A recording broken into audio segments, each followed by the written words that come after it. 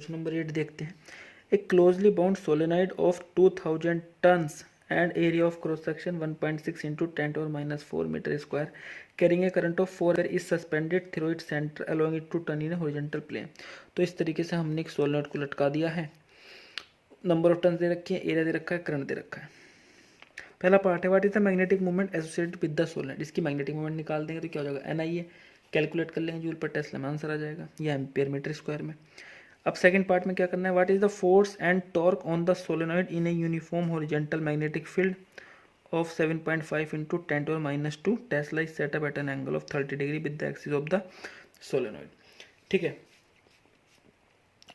तो इस पर टॉर्क कितनी हो जाएगी, टॉर्क कितना होता है एम बी साइन थीटा, तो एम की वैल्यू बी की वैल्यू रखेंगे और साइन 30 डिग्री पे रखी हुई है, तो टॉर्क की वैल्यू निकल जाएगी न्यूटन मीटर में। ठीक है, अगर हम फोर्स कैलकुलेट करें तो फोर्स कितना आएगा, 0 न्यूटन। यूनिफॉर्म मैग्नेटिक फील्ड में डाइपोल पे लगने वाला फोर्स हमें पता है 0 न्यूटन।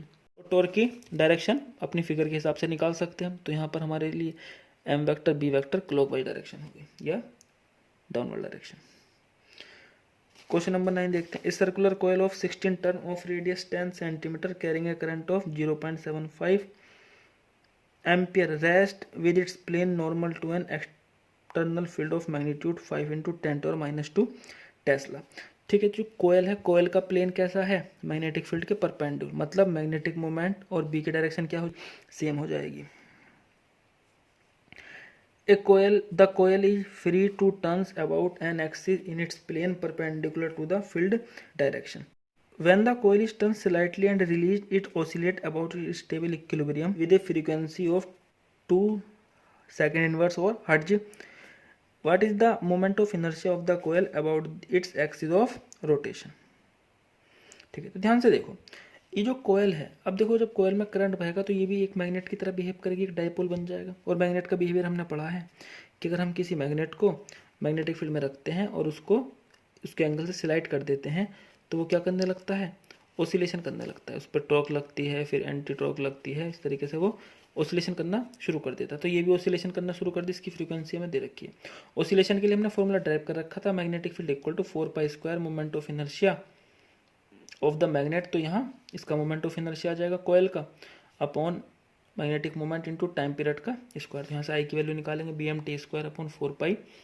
टाइम पीरियड क्या होता है 1 बाई फ्रीक्वेंसी, तो टाइम पीरियड की जगह 1 बाई फ्रीक्वेंसी रखेंगे, मोमेंट को NIA पुट कर देंगे और आंसर कैलकुलेट कर लेंगे। तो मोमेंट ऑफ इनर्शिया का आंसर आ जाएगा किलोग्राम मीटर स्क्वायर में। Question number 10। A magnetic needle free to rotate in a vertical plane parallel to the magnetic meridian has its north tip pointing down at 22 degree with the horizontal. तो ध्यान से देखेंगे, अभी मान लेते हैं ये मैग्नेटिक मेरिडियन है, ये ज्योग्राफिक मेरिडियन है। तो मैग्नेटिक निडल क्या रखी है, मैग्नेटिक मेरिडियन पे रखी है, तो मैग्नेटिक मेरिडियन पे रखी है और ये वर्टिकली ऊपर नीचे रोटेट हो सकती है। तो जब ये मैग्नेट किसी पॉइंट पर मैग्नेटिक मेरिडियन में रखी है और ये जो निडल है ये डाउनवर्ड नीचे की तरफ है 22 डिग्री पर, मैग्नेटिक निडल की डायरेक्शन क्या होगी, जो नेट मैग्नेटिक फील्ड की डायरेक्शन है। ठीक है, तो ये हॉरिजॉन्टल से नीचे की तरफ कितने डिग्री पर है, 22 डिग्री पर है। ये एंगल क्या मिल जाएगा हमें, हॉरिजॉन्टल से ये कौन सा एंगल मिल गया, एंगल ऑफ डिप या इंक्लिनेशन। तो ये हमें आई की वैल्यू मिल गई 22 डिग्री। ये हॉरिजॉन्टल डायरेक्शन हो गई है, मैग्नेटिक नेट मैग्नेटिक फील्ड की डायरेक्शन हो गई, ये एंगल ऑफ इंक्लिनेशन हो गया। The horizontal component of the earth magnetic field at the place is known to be 0.35 Gauss. horizontal component कितना दे रखा, 0.35 गॉस, तो HE की वैल्यू मिल गई। Determine the magnitude of the earth magnetic field at the place, तो हमें अर्थ का magnetic field calculate करना, BE की वैल्यू कैलकुलेट करनी। तो कॉस आई क्या हो जाएगा, base upon hypotenuse HE upon BE। BE कितना, HE upon cos I, HE की वैल्यू 0.35 गॉस, ये कॉस 22 डिग्री वैल्यू पुट करेंगे तो आंसर आ जाएगा 0.38 गॉस।